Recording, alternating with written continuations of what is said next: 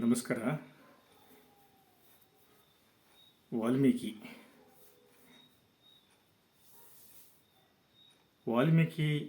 ಮಹರ್ಷಿ ವಾಲ್ಮೀಕಿ ಎಂಬ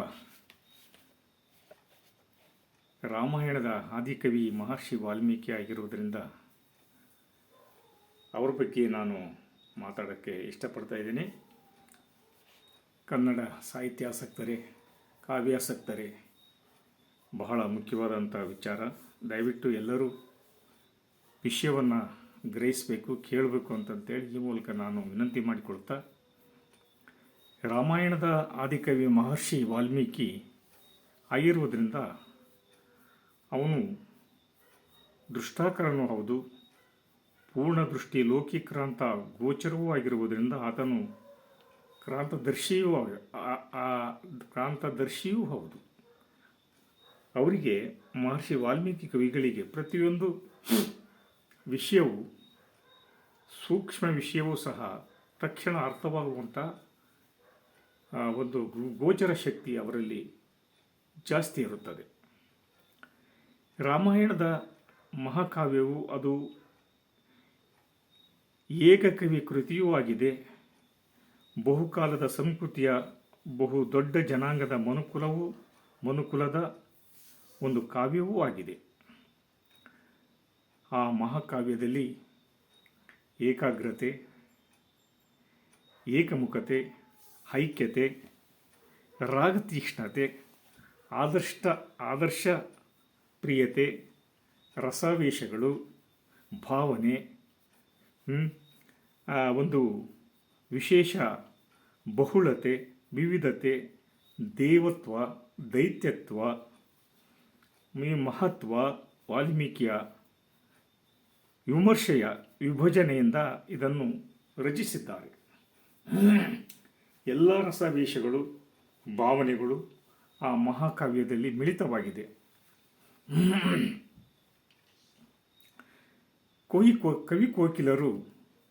ಕವಿ ಕೋಕಿಲರು ವಾಲ್ಮೀಕಿಯು ಹಿಮಾಚಲ ಸಂಗೀತದಲ್ಲಿ, ಸರೋವರದ ಲಾಲಿತ್ಯದಲ್ಲಿ,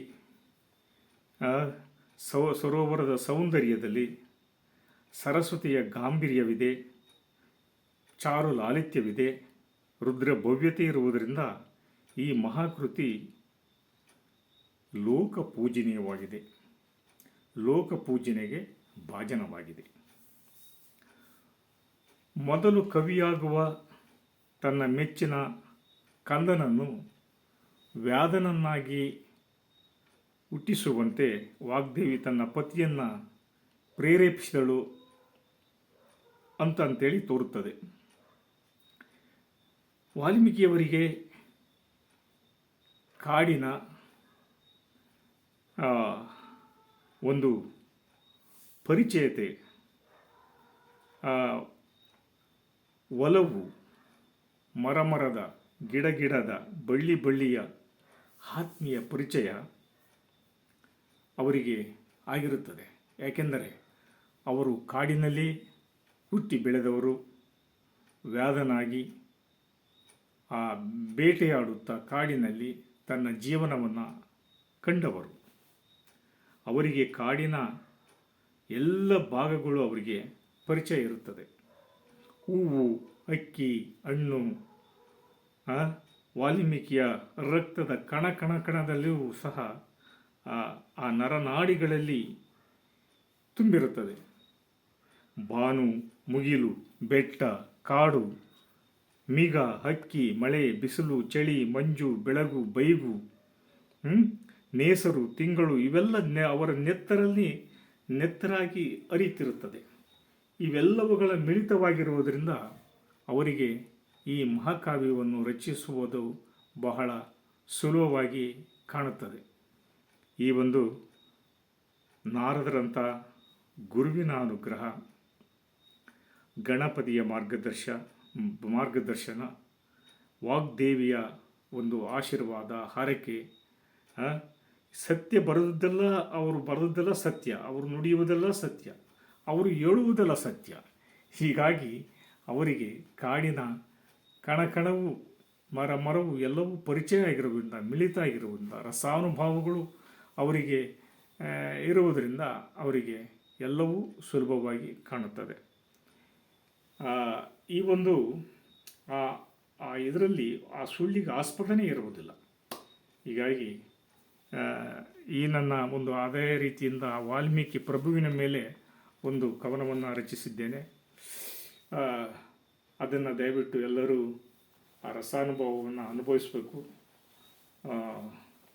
ಅವರಲ್ಲಿರತಕ್ಕಂಥ ತುಡಿತ, ಮಿಡಿತ, ಕಾಡಿನ ಒಂದು ಮಿಳಿತ ಎಲ್ಲವೂ ಸಹ ಅವರಿಗೆ ಪರಿಚಯ ಇರುತ್ತದೆ.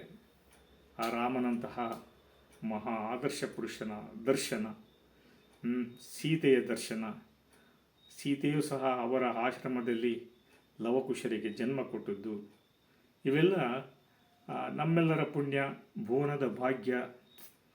ಒಂದು ಮಹಾಕಾವ್ಯದ ಅವರು ರಚನೆ ಮಾಡಿರ್ತಕ್ಕಂಥ ಮಹಾಕಾವ್ಯ ಮನುಕುಲಕ್ಕೆ ಒಂದು ಆದರ್ಶಪ್ರಿಯವಾಗಿದೆ.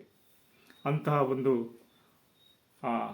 ಮಹರ್ಷಿ ಆದಿಕವಿ ವಾಲ್ಮೀಕಿಯ ಒಂದು ಜನ್ಮ ವೃತ್ತಾಂತವನ್ನು, ಅವರ ಜೀವನದ ಗಾಥೆಗಳನ್ನು ನಾನು ಹೇಳಿದ್ದೀನಿ.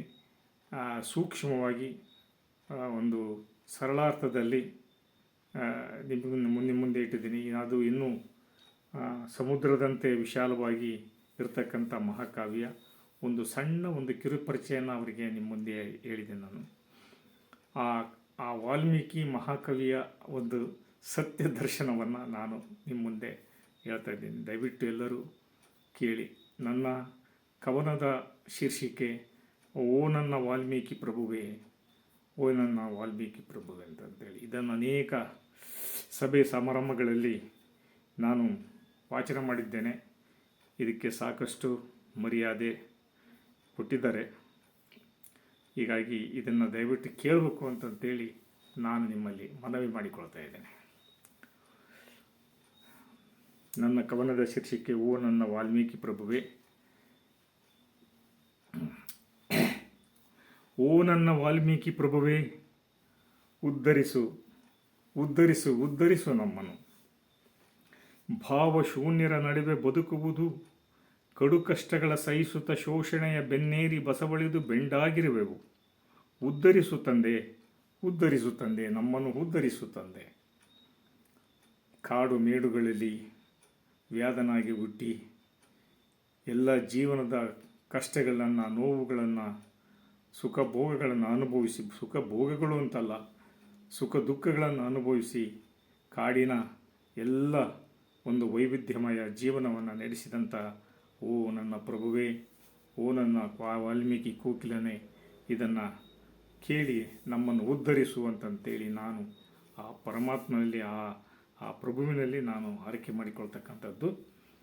ಸತ್ಯವನ್ನೇ ಹೇಳುವನು, ಸತ್ಯವನ್ನೇ ಬರೆಯುವನು, ಈ ಜಗದ ಮೂಲವನ್ನೇ ತಿಳಿದವನೇ, ಶಬ್ದ ಭಂಡಾರವನ್ನು ಜಗಕ್ಕೆ ಬಿತ್ತಿದವನೇ, ಓ ನನ್ನ ವಾಲ್ಮೀಕಿ ಪ್ರಭುವೇ, ಓ ನನ್ನ ವಾಲ್ಮೀಕಿ ಪ್ರಭುವೇ.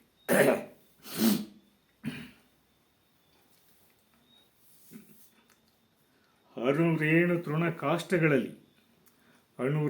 ತೃಣಕಾಷ್ಟಗಳಲ್ಲಿ ಶ್ರೀರಾಮನನ್ನು ತೋರಿಸಿದವನೇ, ಮರವೆಂದು ಧ್ಯಾನಾಸಕ್ತನಾಗಿ ಶ್ರೀರಾಮರನ್ನು ಕಂಡವನೇ, ಅನುಕ್ಷಣವು ಭಕ್ತಿಯಲ್ಲಿ ನಾಮಾಮೃತದ ಸ್ಮರಿಸುತ್ತ ಓ ನನ್ನ ವಾಲ್ಮೀಕಿ ಪ್ರಭುವೇ.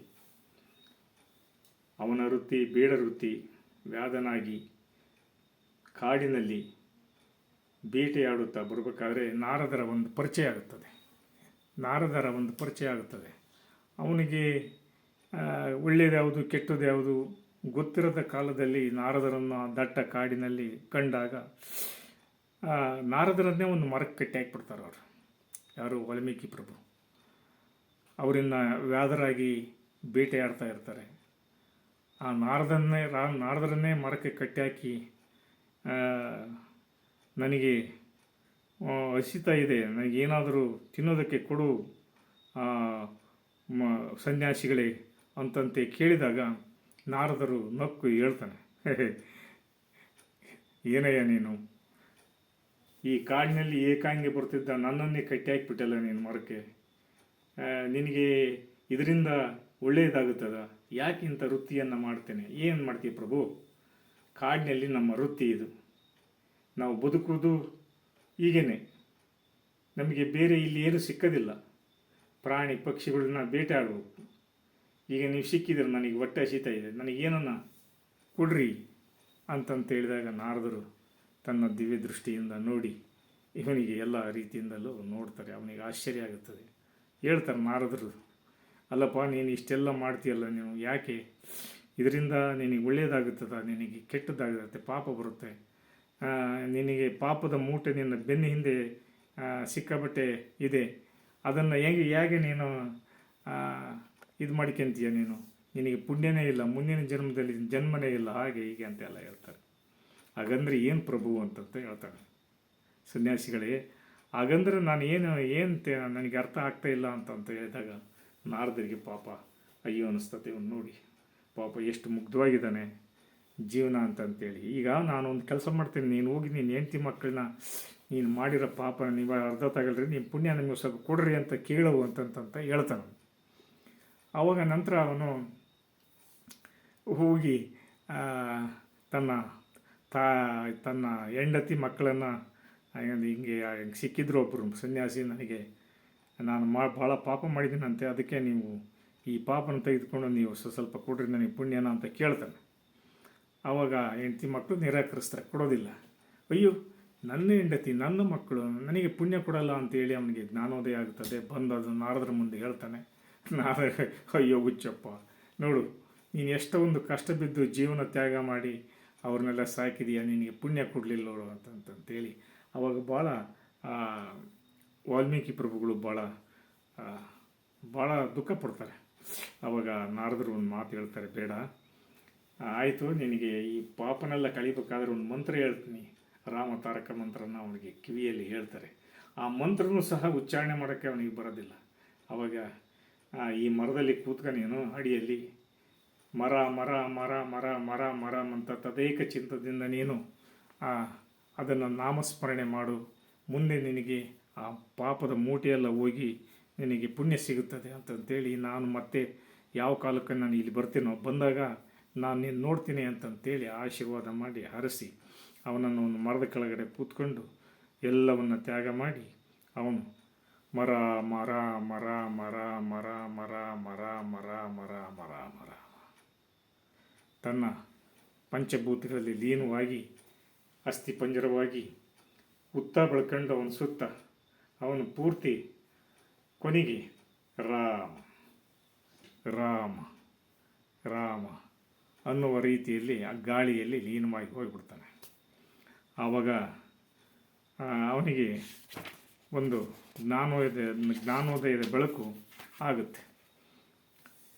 ಆವಾಗ ಈ ರೀತಿ ಅವನು ತನ್ನ ಜೀವನವನ್ನು ತ್ಯಾಗ ಮಾಡಿ ಮತ್ತೆ ಮರುಜನ್ಮ ಪಡೆದು ಅವನು ಸನ್ಯಾಸಿ ಇದು ಮಹರ್ಷಿಯಾಗಿ ವಾಲ್ಮೀಕಿಯಾಗಿ ವಲ್ಮಿಕ ಹುತ್ತ ಬೆಳ್ಕಂಡು ಅವನ ಸುತ್ತಲೂ ಹುತ್ತ ಬೆಳೆದದ್ರಿಂದ, ಹುತ್ತ ಅಂದರೆ ವಲ್ಮಿಕ ಅಂತಂತೇಳಿ, ವಾಲ್ಮೀಕಿಯಾಗಿ ಮತ್ತು ಜೀವ ತಳೆದು ಎಲ್ಲರಿಂದ ಆ ದೇವತೆಗಳಿಂದ ಆಶೀರ್ವಾದ ಪಡೆದು ಮತ್ತೆ ಮನುಷ್ಯನಾಗಿ ಜನ್ಮ ತಾಳ್ತಾನೆ. ಅವರಿಗೆ ಆಶೀರ್ವಾದ ಮಾಡಿ ಮುಂದೆ ಅವರು ಬಾನಿನಲ್ಲಿ ಮುಗಿಲಿನಲ್ಲಿ ಬೆಟ್ಟ ಕಾಡು ಮಳೆ ಬಿಸಿಲು ಚಳಿ ಮಂಜು ಬೆಳಗು ಬೈಗು ಹರಿವ ತೊರೆಯಲ್ಲಿ ಮಿಂದು ಈ ಧರೆಯ ಮಡಿಲಿನಲ್ಲಿ ಬೇಡನಾಗಿ ಬೇಟೆಯಾಡಿ ಮೈದೆಳೆದು ನಿಂತವನೇ, ಓ ನನ್ನ ವಾಲ್ಮೀಕಿ ಕೋಕಿಲನೇ, ವಾಲ್ಮೀಕಿ ಮಹರ್ಷಿಯೇ, ವಾಗ್ದೇವಿಯ ಹರಕೆಯಲ್ಲಿ ನಾರದರ ಆಶೀರ್ವಾದದಲ್ಲಿ ಗಣಪತಿಯ ಮಾರ್ಗದರ್ಶನದಲ್ಲಿ ರಾಮಾಯಣವನ್ನು ನೀ ರಚಿಸಿ ಆದಿ ಕವಿಯಾದೆ, ಮಹರ್ಷಿ ವಾಲ್ಮೀಕಿಯಾದೆ, ಕವಿ ಕೋಕಿಲನಾದೆ.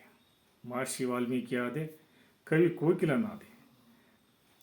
ಹಿಮಾಚಲ ಸಂಗೀತದಲ್ಲಿ ಸರೋವರದ ಸೌಂದರ್ಯದಲ್ಲಿ ಚಾರು ಲಾಲಿತ್ಯದಲ್ಲಿ ರುದ್ರ ಭವ್ಯತೆಯಲ್ಲಿ ರಾಮವನ್ನು ನಂಬಿ ಜಪಿಸಿ ಕಾವ್ಯವನ್ನು ರಚಿಸಿ ಲೋಕ ಪೂಜನೆಗೆ ಭಾಜನನಾದೆ. ಓ ನನ್ನ ವಾಲ್ಮೀಕಿ ಪ್ರಭುವೇ, ಓ ನನ್ನ ವಾಲ್ಮೀಕಿ ಪ್ರಭುವೇ. ಈ ಕವನವನ್ನು ರಚಿಸಿದವರು BS ಮಂಜಪ್ಪ, ನಾನೇ ಪೊಡಗವಳ್ಳಿಹಟ್ಟಿಯವರು. ದಯವಿಟ್ಟು ಎಲ್ಲರೂ ಈ ಒಂದು ಕವನವನ್ನು ಕೇಳಬೇಕು, ಅರ್ಥ ಮಾಡ್ಕೊಬೇಕು, ಇದನ್ನು 4 ಜನಗಳಿಗೆ ಹೇಳಬೇಕು. ಲೈಕ್ ಕೊಡಿ ಅಂತಂತೇಳಿ ಈ ಮೂಲಕ ನಾನು ಕನ್ನಡ ಕಾವ್ಯಾಸಕ್ತರಿಗೆ, ಕನ್ನಡ ಸಾಹಿತ್ಯ ಅಭಿಮಾನಿಗಳಿಗೆ, ಜನತೆಗೆ ಹೇಳಿಕೊಡುತ್ತಾ ನನ್ನ ವಾಚನವನ್ನು ಮುಗಿಸುತ್ತಿದ್ದೇನೆ. ಜೈ ಹಿಂದ್, ಜೈ ಕರ್ನಾಟಕ.